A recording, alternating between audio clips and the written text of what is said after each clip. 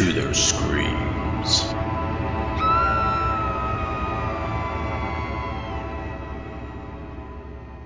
Greetings, ghouls and creeps, and welcome to Listen to Their Screams, a horror podcast. I am one of your hosts, Dave, joined as always by the other host, Ike. Ike, how are you? You know, I'm here. I'm thriving. I'm what is it they say on TikTok? I'm vibing. I don't know. I don't know. I'm old. I'm not sure what vibing is. But thriving, huh? Wow, that's a new descriptive.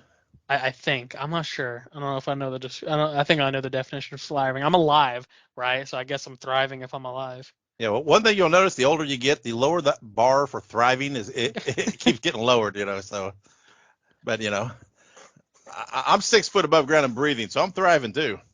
So, Amen. wait a minute, 6 foot above. Okay, whatever. You know what I mean. Anyway, wow, that was an interesting start. Thank you for joining us out there wherever you are. Make sure you subscribe to us on whatever platform you're listening to, and we're on all of them. So if you're on one that for some reason you don't like, you can find us on another one. So anyway, look us up there. Make sure you subscribe, share the episodes, rate and review, do all that fun stuff.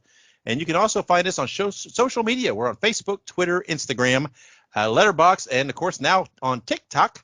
You can find us at Listen to Screams. That is listen, the number 2 in Screams. And yes, we do have some videos up on TikTok. We're trying. We're trying to put some content out there. We're doing what we can. Of course, trying to be entertaining, trying to plug the podcast.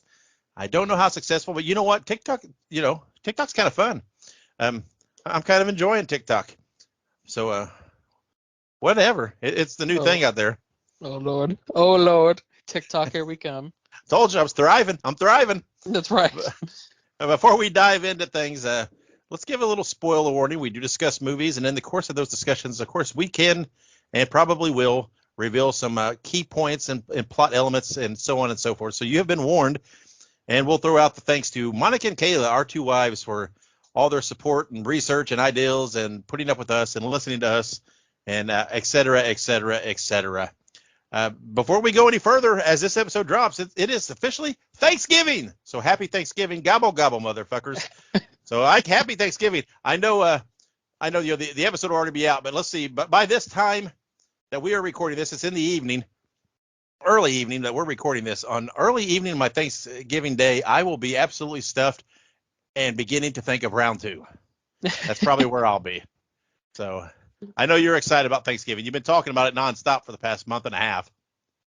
Oh yeah, absolutely. No, I'm pretty pumped. I live in Florida, so I'm an hour behind you. So I'll probably be cleaning up dinner around now, if we eat about 2. So I'll probably be begrudgingly cleaning up all the mess that we made while cooking dinner and putting all of the leftovers away. So that'll the worst part of Thanksgiving. Yeah, the unfortunate side of holidays is that cleanup.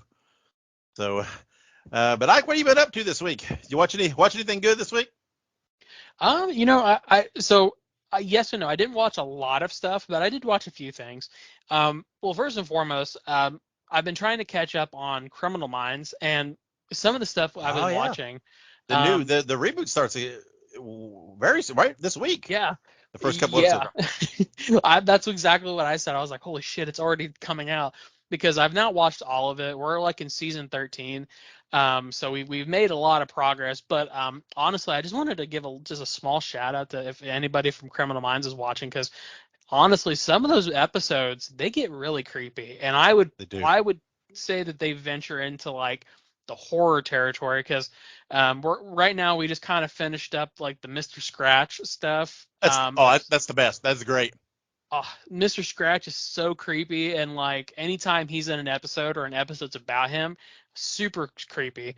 But yeah, no, I know it's not horror, but it's horror adjacent, and honestly, Criminal Minds is underrated. People who don't watch it or crap on it, man, you need to really sit down, watch it. You'll enjoy it. Now, wait till you get towards the end of the series when Aubrey Plaza comes back into it. She has some really strong stuff there. I think it might be in the last season. It's one of the last few seasons. Gotcha. Her and Reed. There's a great little arc with those two. It's great. So, good stuff. So, Criminal Minds, has that been pretty much it for you?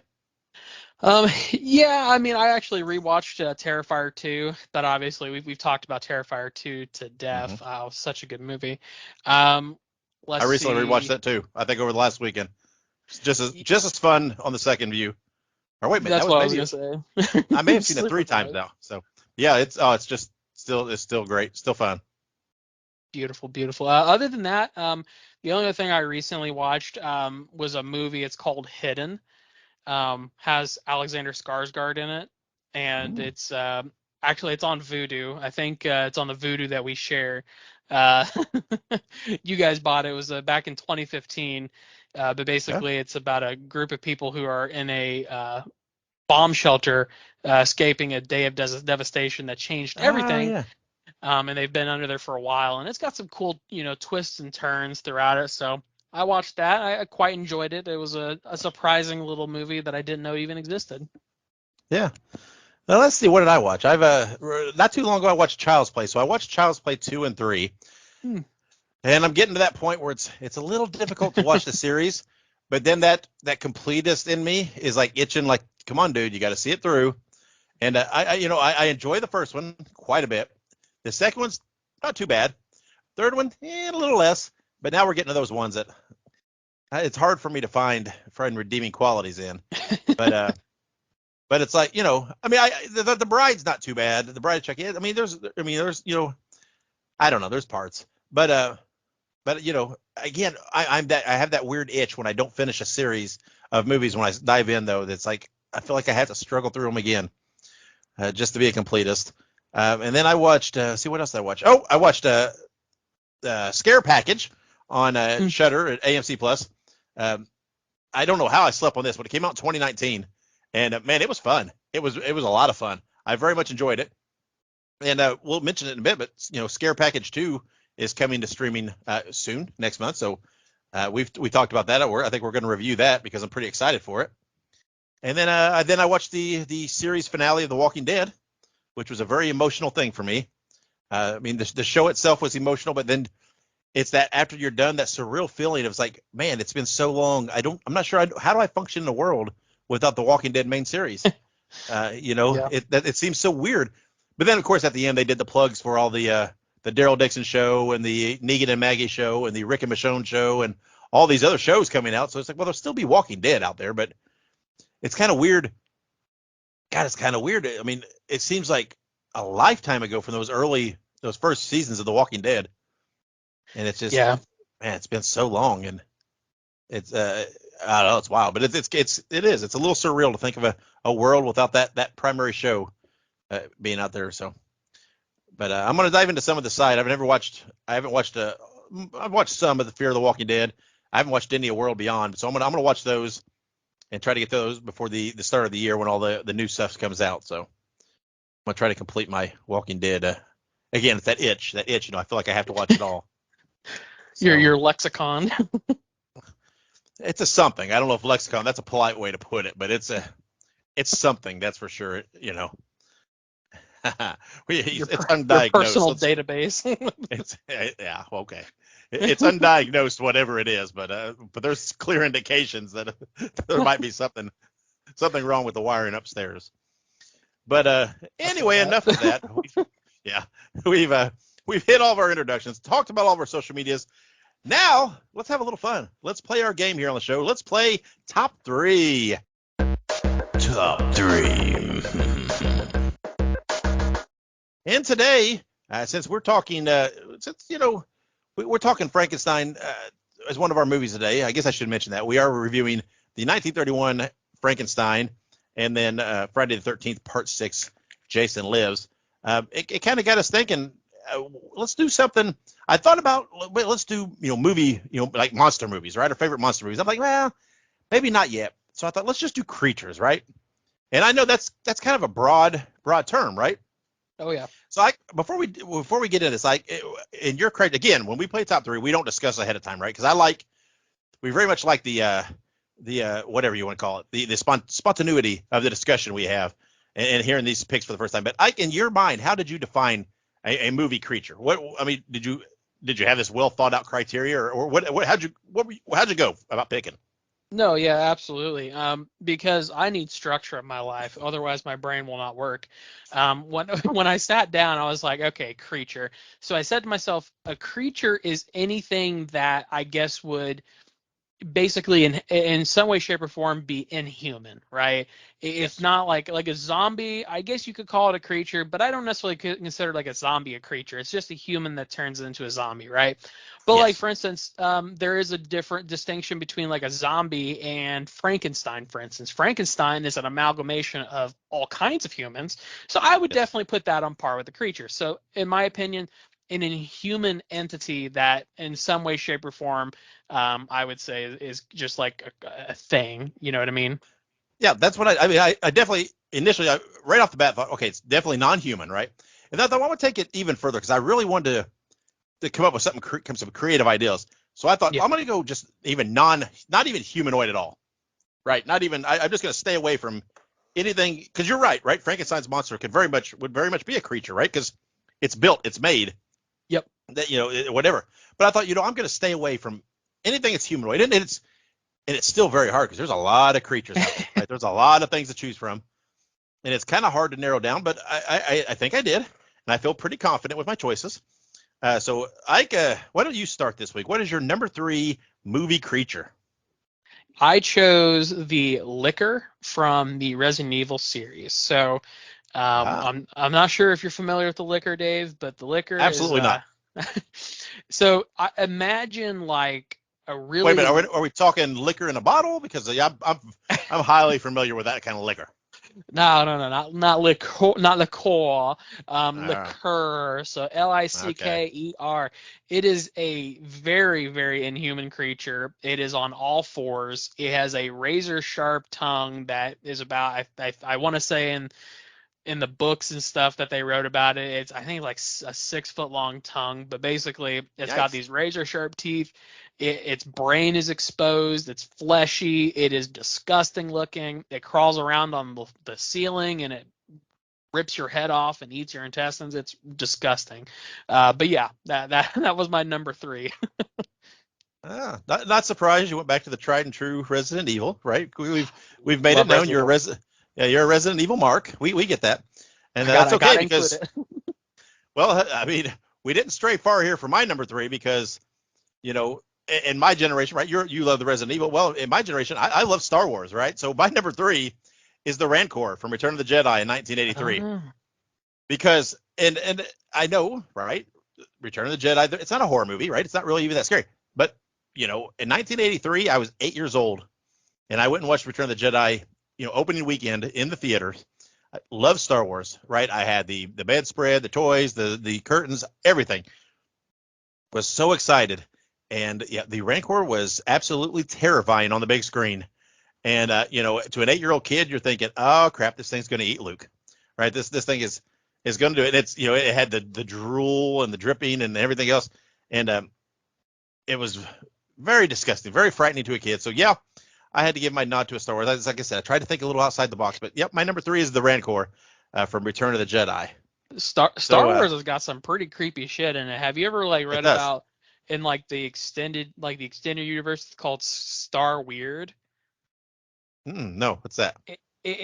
Well, just look at it. The picture itself it is super fucking weird. It is apparently and there's like no information about it because like they dropped it in like I think it was like a book, but basically it's like a force creature that exists in like near black holes and it just floats in space. That's like this really lanky thing, and if you approach it, like it just screams at you, and like it, but it force screams. So when it force screams, it like can penetrate ships. It can like makes you feeling like a sense of dread. It's not necessarily a dark side creature. It's just there, but it's super weird. If they made a movie about that, I'd watch it. That's pretty wild. So yeah, there's plenty of creatures in Star Wars, of course, and yeah, Oh some yeah. of them are truly.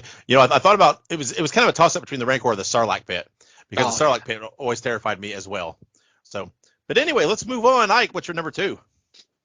So I don't know if it actually has a name, so I apologize if it does. But whatever the fuck the thing was in the thing, like the Thing movie.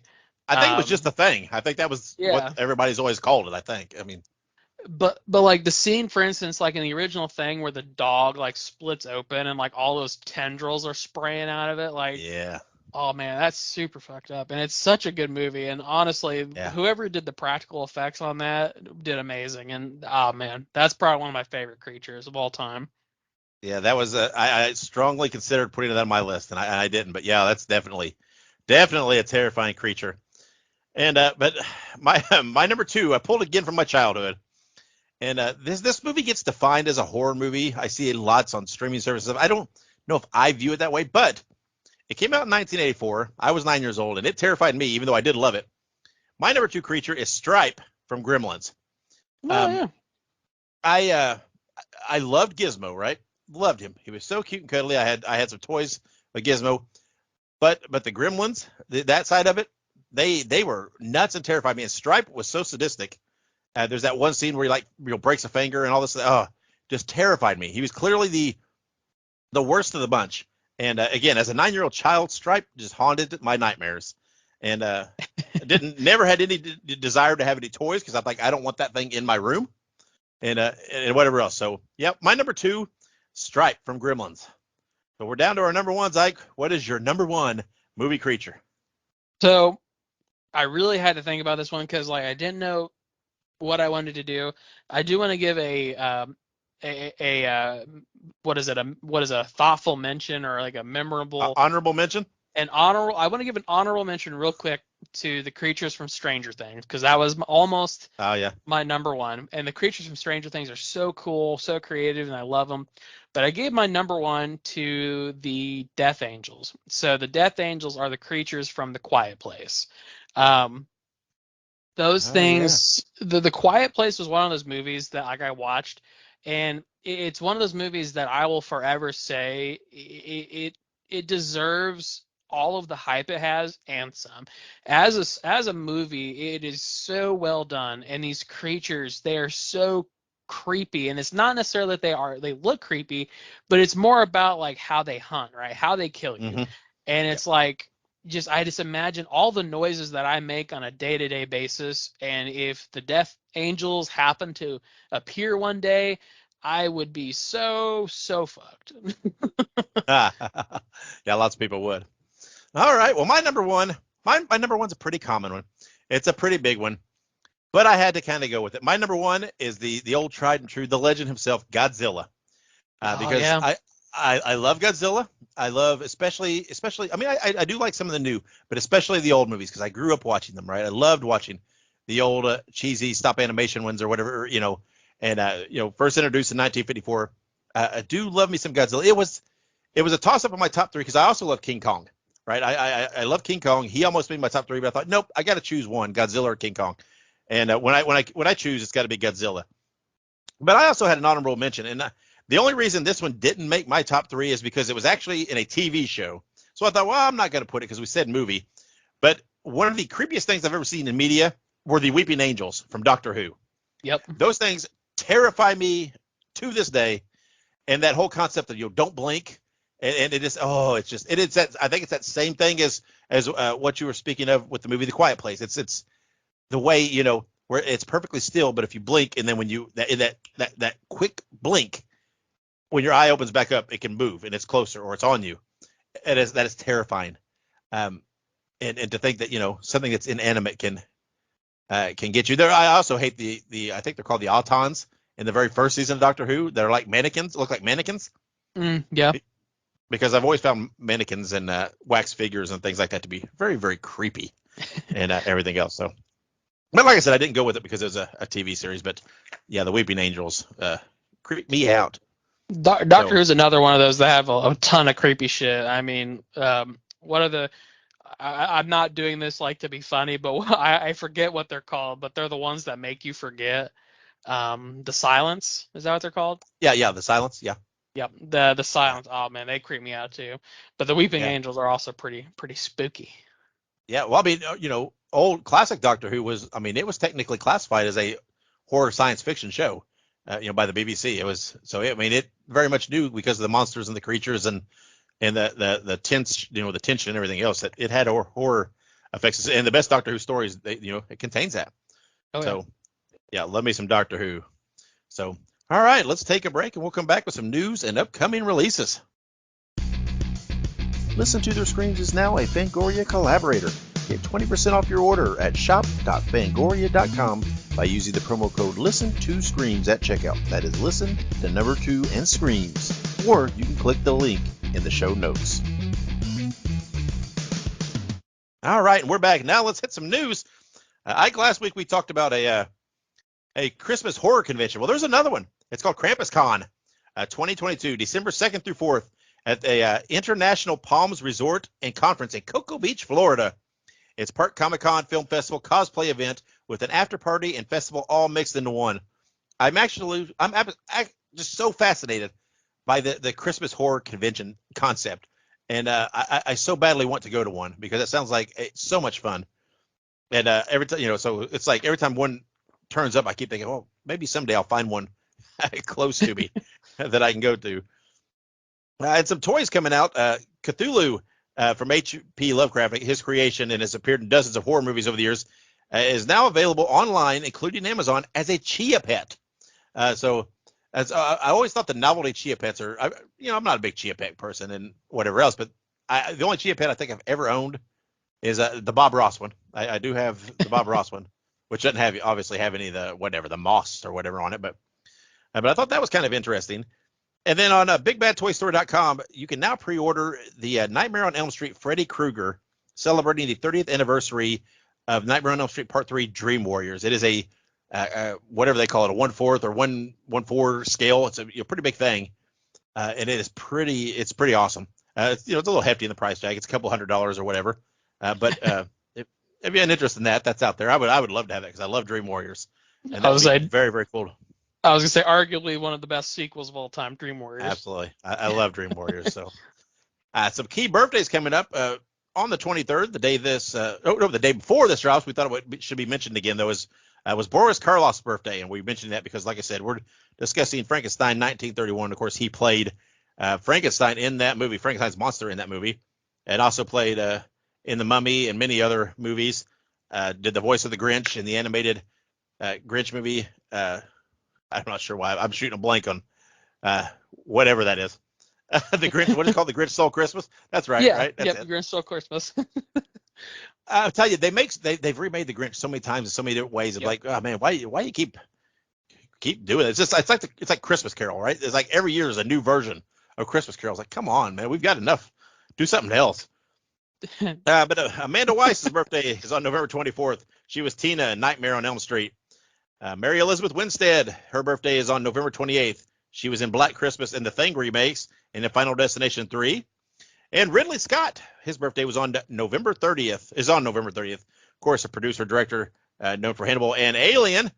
And we also have to mention that coming up soon, also on November 28th, that's my wife Monica's birthday.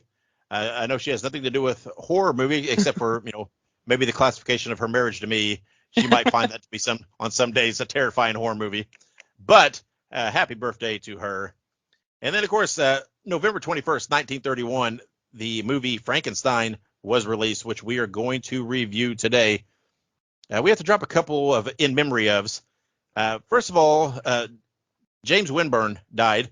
And I know a lot of people don't maybe recognize that name, but he was a stunt performer. But he was most known for playing Michael Myers at the end of the original Halloween in 1978. He was the guy that took the 6 shots from Loomis and fell off the balcony. He did that stunt. But he recently passed away. And, of course, one that was, kind of shook me a little bit. Nikki Aycox died. She was in Jeepers Creepers 2 and, of course, played Meg in Supernatural, one of my favorite shows of all time. So that was heartbreaking. And not horror related, but what was the I'm not a huge Power Rangers fan, Ike, but what was his name? Jason David Frank, the Jason Green David Frank, Ranger. that's right. Yeah. He passed away, and I know that's got the world kind of reeling because that show was so important to a certain age, a certain generation, and he was very, very active on the convention circuit. You couldn't go to a convention and he was there, and it was always great to the fans and everything else. So he will be missed. And it's not really horror related, but do keep in mind you can watch all the Charlie Brown holiday specials for free on Apple TV Plus. We only throw that out there because, like we said, Thanksgiving's coming up. We plug Peanuts all the time. We do like the Peanuts. So go watch Charlie Brown on Thanksgiving. And some upcoming releases on streaming on December 22nd on Shudder. And, of course, that's also part of AMC Plus if you have that package. Scare Package 2, Rad Chad's Revenge is coming out. And it says, when horror guru Rad Chad Buckley's funeral turns into an elaborate series of hilarious death traps, the guests must band together and use the rules of horror to survive the bloody game. You can watch the original Scare Package right now on Shudder and on video on demand. I highly recommend it. It's a fun movie to watch. Cannot wait for this movie. And when it comes out, we are going to review that on an episode of Listen to Their Screams. I'm trying to pull up real quick our schedule. We are going to, well, I did not put it on the schedule. Oh, yes, I did. December 29th. And on our December 29th episode, we will be reviewing Scare Package 2 as part of our reviews for that day. So I'm excited for that. Hey, real quick. Yeah. I don't mean to interrupt you. Is Scare Package the movie where it takes place in like a video store? It sure is. Yes. Then Have you seen it? I have seen that movie. I was thinking to myself, I'm like, have I seen that? It sounds familiar. But yes, Okay, I have good. seen that movie. So I need to Good. watch the second one when it comes Yeah. out. Yeah, of course, because we're going to review it. Okay, good. So now I don't have to keep quiet, right? I didn't want to spoil anything for you because I thought you were going to watch the first one. Yeah, it's like an anthology type film. See, Yep. you notice this. I didn't want to spoil anything for you, but we gave you spoil warning, so I don't care. If the listeners get spoiled, they were warned. Right. Yeah, it's like an anthology type movie. It takes place in a video store. Brad Chad owns the video store, and is hiring. It is such a fun movie. I absolutely had a blast watching it. I loved it. And little known fact, do you remember in the final kind of the long skit or segment at the end with the killer? I can't remember what they called him. Something Yeah. River, whatever. I Yeah. can't remember what it is. Where he had the mask that he said he made out of the faces of some of his victims. That is actually played by pro wrestler Dustin Rhodes. He plays. I knew that actually. Yeah, and he's actually you actually see him in it too in a memory scene, but flashback scene. So. But yeah, cannot wait for Scare Package 2, Rad Chad's Revenge. It's been out there. I think it's been shown in a few theaters and some festivals and stuff, but it's getting its streaming release on December 22nd. And coming out in theaters, it'll be out by the time you hear this, being released on November 23rd. Bones and All. It says, Marin, a young woman, learns how to survive on the margins of society. And I believe we've discussed this one, right? Is this the... Vampire-esque, I think, movie. Kind of cannibalistic movie. Yeah, we've discussed this, but it should be out now. And then also coming out November 23rd is The Nanny. It says, in this psychological horror fable of displacement, Aisha, a woman who's recently immigrated from Senegal, is hired to care for the daughters of an affluent couple living in New York City. Haunted by the absence of the young son she left behind, Aisha hopes her new job will afford her the chance to bring him to the U.S., but becomes increasingly unsettled by the family's volatile home life. As his arrival approaches, a violent presence begins to invade both her dreams and her reality, threatening the American dream she is painstakingly piecing together. I don't really know much beyond that about The Nanny. Have you? I mean, it sounds kind of like a psychological thriller. That's not really the strongest vein of horror movie that I like. I might give it a shot. But have you heard much about The Nanny? This is the first I'm hearing of it. But it looks interesting. Let's see. I'm looking to see who's in it because I'm trying to see because I feel like I remember seeing something about it, but I probably didn't, honestly.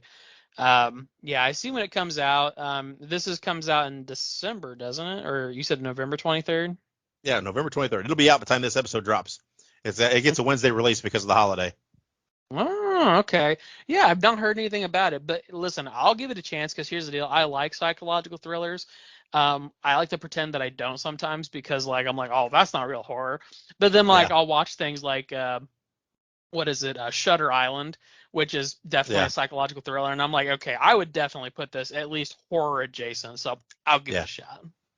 Yeah, I mean, I enjoy quite a few of them, but I feel like I'm picky about them, right? Because a lot of times it's kind of my same view on some anthology films. Sometimes you watch them and they feel a lot of them are the same, right? I feel like I've seen this concept before, so but we'll see. It's curious. I'm sure at some point I'll give it a watch. And then on November 25th, pardon me if I completely butcher a lot of these names in this. Bidia comes out. It's a Bollywood horror movie set in the forest of Arunachal. Bidia is a story of Bhaskar, a man who gets bitten by a wolf and begins to transform into the creature.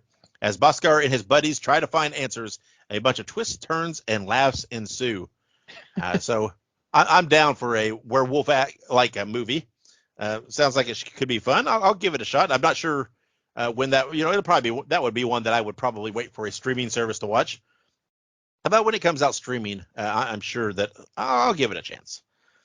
So, and also as a side note here, if like I said, this is dropping on Thanksgiving. So if you're looking for another Thanksgiving horror movie, give a try to Pilgrim, released in 2019. This is an installment of the Blumhouse television series Into the Dark, and it is available on Hulu. It follows Miss Anna Barker, who invites Pilgrim reenactors to her family's Thanksgiving in an effort to remind them of their privilege and help them bond. When the actors refuse to break character, the Barker family learns that there is such a thing as too much gratitude. It's got a couple people in it that are, fairly known. Sounds like I actually came across this while scrolling through Hulu the other day and almost watched it. It looks, I think the thing kind of hooked me when it said Pilgrim reenactors. I was like, that sounds intriguing to me. And then when they refuse to break character, I'm like, oh, that sounds kind of creepy. So I'm going to give it a shot. I think it might actually be post Thanksgiving before I get to watch it, but that's okay. So if you're looking for something besides the classic Thanksgiving that we reviewed last episode on the show here, you can watch Pilgrim. So let's take a break after all that news, and we'll come back and let's talk our reviews and movies for the week. How do you do?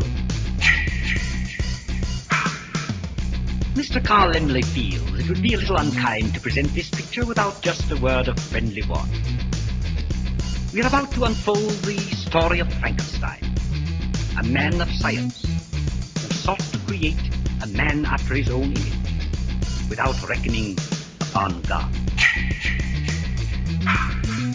It is one of the strangest tales ever told. It deals with the two great mysteries of creation, life and death. I think it will thrill you. It may shock you. It might even horrify you.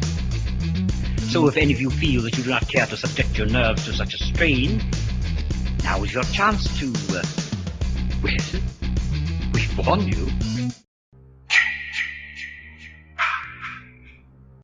All right, we are back, and like we said, this week we've got, I'm pretty excited. We got two movies we're reviewing. We decided this week to dive into some classic movies. We're going to review I started to say, I started confused Frankenstein and Thanksgiving again. Whatever. Man, let's try that again. We are going to review Frankenstein from 1931 and Friday the 13th, Part 6 from 1986. And we're going to talk about some of the homages and that the Friday the 13th, Part 6 had to the original Frankenstein. If you would like to watch these movies, and I highly advise you do, Frankenstein is free on Tubi, and it's also on Peacock. Of course, it can be purchased on Vudu. And Friday the 13th, Part 6 can be rented or purchased on Vudu, and it is on Amazon Prime. So before we do the comparison and contrast and the homages, let's talk about the movies themselves. Ike, which one you want to start with? You want to start with? Let's start with Frankenstein. How about that? Since it came out in 1931. Again, it came out in 1931. Of course, it is a Universal movie. It came out right after Dracula did, and this is when Universal was kind of on the rebound, right? And these movies really set the tone. It shot them, to the moon. The horror monster movies really relaunched Universal. And originally, Bela Lugosi was cast to play Frankenstein, coming out of Dracula. He was kind of their hot guy. And there is actually, it's been lost, unfortunately, but there's actually was about 20 minutes of test footage shot with Bela Lugosi in makeup for this movie. And again, it's never been found. It's presumed lost. It would be a holy grail if this would turn up. I would love to see it. But in the end, Lugosi pulled out. It said he did not want to do it because he did not like the fact that it was non-speaking and that he had to wear makeup to hide his identity.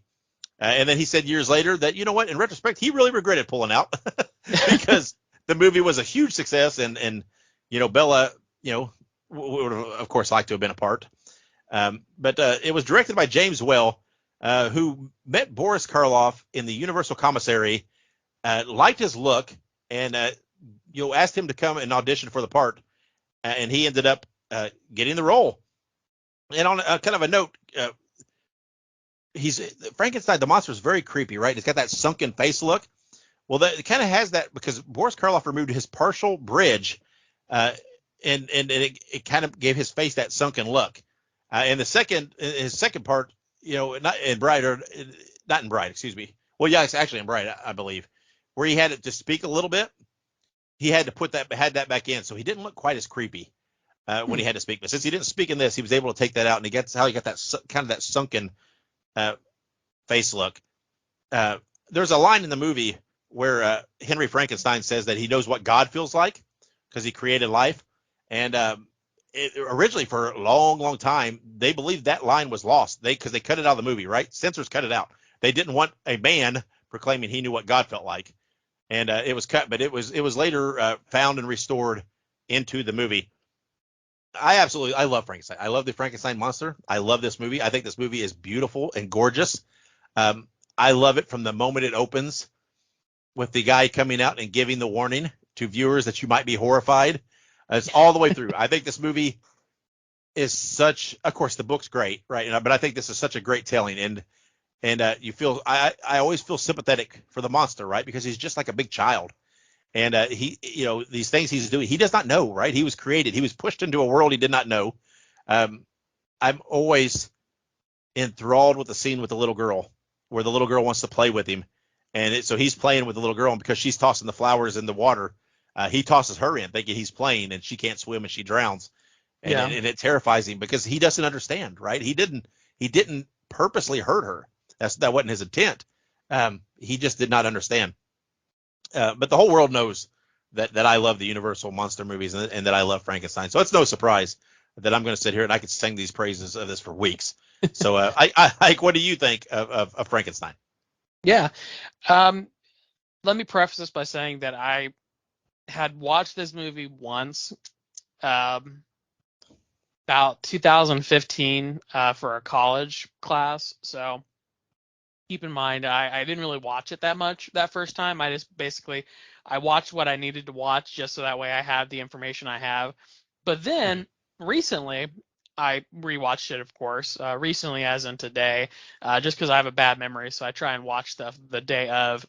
But I watched it, and I will say this, first and foremost, for a movie that was made about 60 years before I was born, it was pretty good. It was a pretty good movie. I obviously, the film in of itself, it holds up to some of the aspects, I would say, of what you would consider a modern horror movie. I would say that Frankenstein as a whole, I was not expecting what I got, because when I watched it originally, I just skimmed through it. But when I actually sat down and watched it, and I was thinking about like all of these different things, I talk about how Halloween invented the slasher genre, but like Frankenstein and some of the stuff that he did in this, and some of the ways that people acted, and some of those things, it really created a lot of tropes that are really often reused even to this day in movies with like voiceless killers. Like there are things in like Terrifier, for instance, that I can trace back to Frankenstein, because Art the Clown is a voiceless killer. And obviously Frankenstein is the misunderstood killer. Obviously he did not intend to hurt anybody, but he did. But it definitely translates into a lot of modern media as well, which is very surprising to me. So I'm very glad I got to watch it. I really enjoyed it. Yeah, I love it. I get it. Like I said, I love it. I love the times when I get to watch it and Bride of Frankenstein just back to back, right in a row, because it's such a great 1-2. But Bride of Frankenstein's absolutely fantastic. It's such a wonderful Bride. The Bride is such a wonderful character who's not in that movie hardly at all. Just a few minutes at the end of the movie. But it's such a memorable scene.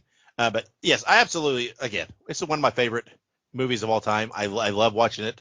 I love all the Frankenstein movies, Universal. Well, even into Hammer. I love the Hammer horror Frankensteins as well. I'm a big fan of the Hammer horror movies. But this is absolutely definitely one of my favorite movies of all time. So let's before we move on to Friday the 13th, let's give Frankenstein 1931 a rating. I'll go first. I don't think I'm not going to say it's a perfect movie, right? Because there's only, man, I'm not even sure off the top of my head what I would call a absolutely perfect movie. But I will clearly give Frankenstein a very, very strong 4 screams out of 5 for me. Yeah, I'm going to agree with you. For its contribution to the horror genre alone, it deserves 4 screams out of 5. Yeah, and again, I love it. I love the fact that it doesn't overstay its welcome. Right? It's just It's very short. yeah, it's just a little over an hour, and because that's all it needs, right, to get Yep. to get the story told. So let's move on to Friday the 13th, Part 6. Jason Lives, and I just watched this movie not too long ago, and I rewatched it again in preparation for this review, and for whatever reason, every time I watch this movie, man, I forget how fun it really is. It is such a fun movie to watch, and as many of the Friday the 13th are. And some facts on it. This movie, of course, Jason is back in this movie. He was not in Part 5, and this was at the company directive, right? The producer's directive that Jason needed to be back in, so they brought him back. John Shepard, who played Tommy Jarvis in Part 5, was asked to come back, but he turned down the role. I believe he said that he was at that time was a born again Christian and didn't want to do a horror movie, so he turned down the role. But they recast and still had Tommy in the movie. A little known fact, I believe this is the shortest of any of the Friday the 13th movies as far as runtime, and it is the only film in the series that has no nudity in it. For those that keep track of such things, it is. There is a sex scene in it, but it does not really have nudity. And so some little known facts there about it. And then something that is absolutely always fascinating about this movie, and I read this quite a while back and kind of forgot about it until I was then doing the research. The actual planned ending for this movie had Jason's father, Elias, visiting Jason and Pamela Voorhees' graves at the end of the movie and bringing that character into the series. Yes, and it got scrapped. But that scene was written, it stayed in the film novelization. So if you have the film novelization, the paperback of it, it's in there. But it was going to show that that's how they had graves, right, and how they had these tombstones that he paid for it, and the movie was going to end with him visiting the grave. So man, it would have been fascinating to see if they had done that and what would have happened from there and what they would have done with that. And then of course, just a little again, this movie's so fun. Crystal Lake, the whole area is now known as Forest Green because they're trying to run from their past. So they renamed the town, of course, because that does it, right? That's all it takes. Even though I believe, don't they refer to the old camp in the movie, the kids as Camp Blood or something like that? Yeah, they don't even call it Camp Crystal Lake. Yeah. So, but again, I mean, I love the Friday the 13th movies. They're so fun. And this, again, it's just a blast of a movie. This movie makes me chuckle every time because there's some scenes where you see Jason walking, and it's kind of like some mid shots and different things. And it's like, man, Jason's pretty fit for being a guy fresh out of the grave. And for being a corpse. Yeah. So, but we'll discuss the similarities and homages between these two films. But Ike, what do you think of Friday the 13th Part 6? Yeah, absolutely. I mean, again, this is going to be a hot take. I don't know if I've ever pissed anybody off by saying this yet, but I'm hoping I do eventually. But I would definitely say that this is probably, I would say, in my top 5 Friday the 13th films, if I had to say. I agree. Honestly, like you said, it's super fun. And here's the deal. It literally leads the entire movie by saying, look, we understand that what's about to happen makes no fucking sense. And like, they just play with it. You know what I mean? Yep. And it's like, no one here is expecting it to make sense. No one's expecting it to like fit together. And it works because they introduce Tommy Jarvis again, which in my opinion, as much as I love Corey Feldman, whoever played Tommy Jarvis in this movie is kind of the definitive Tommy Jarvis. I mean, he's in the video game and everything else. So, it is what it is. I like Corey Feldman more, but who am I? But yeah, no, absolutely. I love Tommy Jarvis in this. I love the concept. I love how Jason looks. I love the zombified Jason. Don't get me wrong. I still think that Part 4 is my favorite part. But if Part 4 were not in the running, I would say probably Part 6 is my next, or is it? Yeah, this is Part 6. Part 6 is my next favorite Jason version, just because he's a zombie. He's superhuman. You know what I mean? He's even crazier and just I would say absurdly strong than he normally is. So I love it. It amps up the violence, and it's probably one of my favorite Friday the 13th films. Yeah, it is definitely mine too. Again, it's such a fun watch, and and I'm going to let's rate it real quick before we get to the further discussion. Again, if I gave Frankenstein a 4, I can't quite say this is a 4 movie, but I'm going to give it a strong 3.5 screams out of 5. No, absolutely. That's what I was going to say. To me, this isn't like a middle of the road movie. But like you said, I can't exactly put it on the level of a 4, just because the movies that I've rated a 4 in the past are movies that like have really blown me away. So 3.5 screams out of 5 would make sense to me.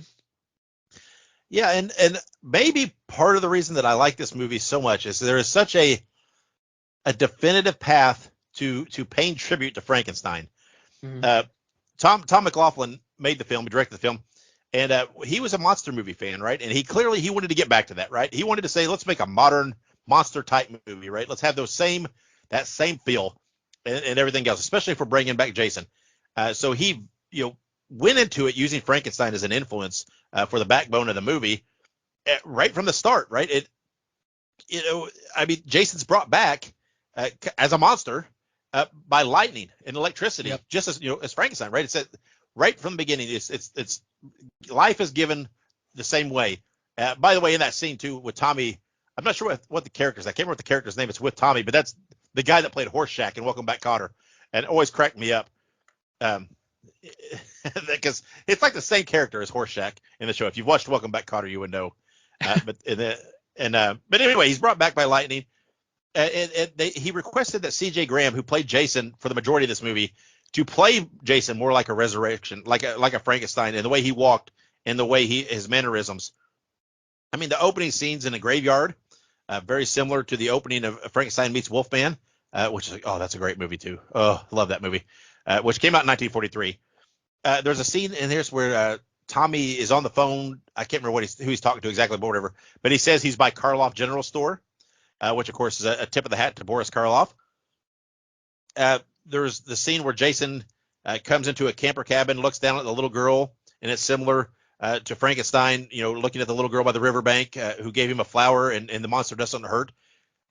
There's all these tips of hat. I mean, Alice Cooper, there's a song, Teenage Frankenstein in it, written by Alice Cooper, indicating, that in a sense, Tommy Jarvis is a bit like, Dr. Frankenstein in this, right? This is, he rose Jason to be the monster, and is kind of like the doctor that is his nemesis.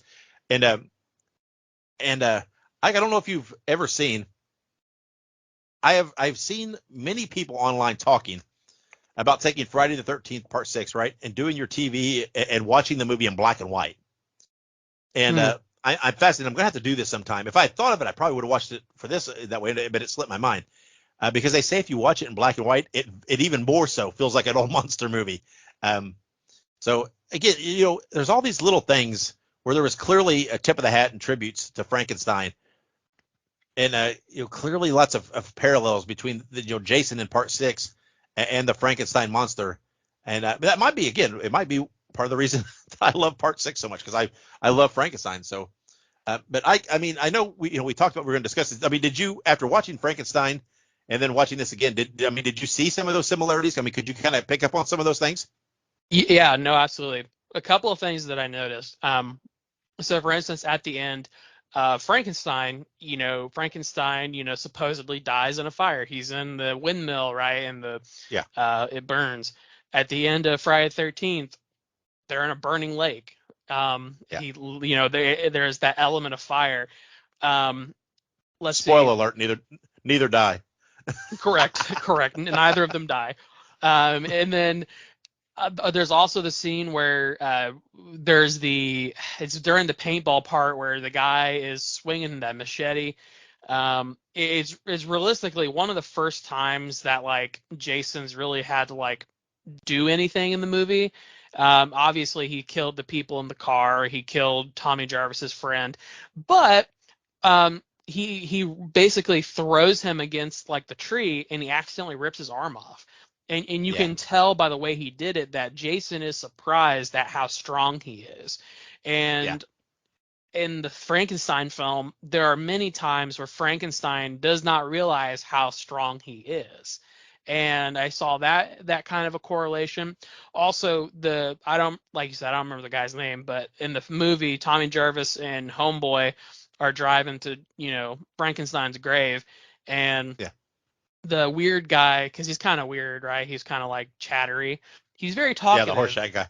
Yeah. Yeah, he's very, very talkative, and he kind of, I don't, and forgive me, is Dr. Frankenstein's assistant, is his name Igor? Is that right? Is Not that in Frankenstein. okay? Later, he's Igor. I cannot remember his name now. He has a different name in the Frankenstein movie. Keep talking. I'll look that up. No, you're good.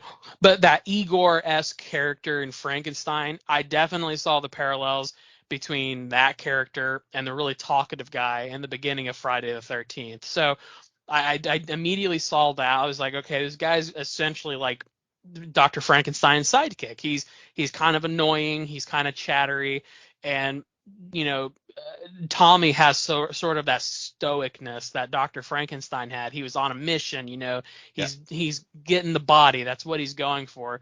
Yeah. And then there was His one name's other thing. Fritz. Fritz. And right? Yeah, Fritz. But I also saw a lot of parallels with, oh man, is her name Elizabeth in Frankenstein? Yes. Yeah. I saw a lot of parallels with her and the love interest in Friday the 13th, which I don't remember her name either. The sheriff's daughter. The sheriff's daughter. And Yeah. again, the sheriff's daughter, the Elizabeth is like the daughter of like a count or something, some really rich dude, some person in a position of power. So you have the sheriff who's in a position of power with a daughter who's kind of in love with the weird guy, right? Dr. Frankenstein's the weird guy, Elizabeth's in love with Dr. Frankenstein, and then the character, there's all kinds of stuff that I could probably keep going. But no, there are a shit ton of references to Frankenstein, and I never would have known had I not watched Frankenstein. Yeah, I mean, again, it's when you watch the two, especially when you watch the two in close proximity. Yeah, you can pick up on all this. You see that it's there. It's definitely see that McLaughlin definitely, had that stamp on there. Wanted to, like I said, he went into it wanting to make, a kind of a modern monster movie. But yeah, there's so many patterns related to Frankenstein. I know there is the little girl in the one cabin that wakes up from the dream, and the counselor, and her name's Nancy, and everybody's always suspected that that's a tip of the hat to Nightmare on Elm Street and Nancy and that, but they say it's not. Tom McLaughlin said his wife's name's Nancy, and that's why he called her Nancy. I believe it was his wife or daughter or something. That's what he claims. But yet there's so many, there's several people in the movie that I think have kind of names that are kind of tied to horror movies. So it makes you wonder. Honestly, small side note, they really missed an opportunity because the next Nightmare on Elm Street, the next Friday the 13th movie is the one with the psychic girl, right? Yes. Is that part 7? They so. totally could have used that little girl from part 6, and I didn't realize this, but the little girl from part 6 essentially looks the exact same as the girl they used for part 7. They 100% could have made that the same person. That's a missed opportunity, if you ask me. Yeah, I could see that. Yeah, if it does make you wonder, there is never any point where any kids were ever brought back in any way from the camp or anything, right? I mean, clearly kids in these camps, and you would have thought, maybe in modern times. Right. I was say really the only continuity you really get with any of those movies is I know from 1 to 2 it has the same, the final girl from 1 is in part 2, but she dies in the opening. And then obviously Tommy Jarvis, there's an entire saga, I would say, dedicated to him with 4, 5, and 6. Honestly, I wish they would have either killed him in 6 or brought him back again, because I think Tommy Jarvis is one of the, he could be the Laurie Strode of Friday the 13th, honestly. I think he could be. Yeah. Well, the final girl in the first one, you know what? I mean, have you heard the stories about her and what happened? She had a really insane stalker coming out of that first movie who worked their way into her life as a friend and became a part of her life, and then just really flipped the switch and went crazy. So she kind of dropped off the scene for a while, and they did talk her back into doing that and making that appearance in 2. I don't believe she was quite aware she was dying in it so quickly, but it is what it is. But yeah, she kind of stopped acting for a while and doing anything, and I believe she's pretty much always credited the fans and the fan conventions and all the interest in the movies and kind of bringing her out of it. And I mean, she does, she's done appearances and stuff. And but yeah, she had a very scary stalker experience, I believe. So I don't know if she unless would I'm ever do confusing it. with another story. But, Well, I don't know if she would ever do it, but I would be really interested to see like a documentary about that. That's super. I mean, first of all, it's super fucked up, but like it's really crazy. I don't know. You never hear those stories until it just comes up. But wow, I'd be really yeah. interested to hear that story. Yeah, I mean, I'd heard about it some, and they did discuss it some in that Crystal Lake Memories documentary that I watched. Really? They went into it a little bit there, but yeah, it would be. Yeah, you would definitely think it would be something that could, be a whole movie or a documentary or an episode Like of a a series or something. true crime or Yeah, something. just on that alone, because I'm not real familiar with what happened in the end. What happened. I mean, if the person was just arrested. I mean, who knows? I mean, obviously there was not a traumatic end for her, but I don't know. I don't know. And again, I severely hope that I'm not confusing my stories. I don't think I am, but I'm pretty sure it's her. But anyway, so yeah, that is Frankenstein and Friday the 13th Part 6, 2 movies that I very much love, very much enjoy watching, and it is man, I love when movies have parallels and correlations like that, and they and when a movie puts, I don't know if Easter eggs is really the right term in this case, but there's these homages and these things to some classic movie or another character or another franchise or whatever it may be. I love that. I think it's great. And there's such a place in filmmaking, to to pay tribute to the classics and the movies that laid the foundation, because clearly those Universal movies laid the foundation for horror and monster movies and creature features and all these things. This is where it got started, right? This is the first quote unquote horror that made money, that was profitable, and that got a studio to say, hey, this is something we want to do. And it's been off to the races since then. Of course, there were some clear dry spells over the years back then, but we're in a bright spot now with horror. But yeah, it was great. It was fun. I love these 2 movies. Love the correlation. I'm glad you saw the correlations. I was hoping, that all these things that I saw and have heard about and just and whatever else, that when you watched them, you're like, what the fuck's he talking about? I don't see any of that shit.